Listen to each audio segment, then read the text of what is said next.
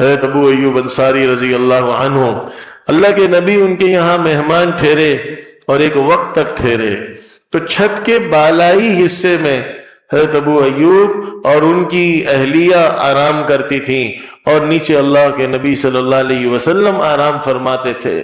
تو ایک رات سخت سردی تھی اور چھت پر جو پانی کا برتن تھا وہ ٹوٹ گیا۔ اب خطرہ تھا کہ یہ پانی نیچے گرے اور اللہ کے نبی صلی اللہ علیہ وسلم کی نیند خراب ہو، تو ان دونوں میاں بیوی نے اپنے لحاف کو اتارا اور اپنے لحاف کو وہاں پر بچھا دیا تاکہ وہ پانی جذب کر لے اور اس کا ایک قطرہ بھی اللہ کے نبی صلی اللہ علیہ وسلم تک نہ پہنچے اور آپ علیہ السلام کو اس چیز سے تکلیف نہ ہو۔ سبحان اللہ۔ یہ حضرت ابو ایوب انصاری اللہ کے نبی کے انتقال کے بعد مسجد نبوی میں تشریف لائے اور آپ علیہ السلام کی قبر پر ایک دفعہ سر رکھ کر رونے لگے۔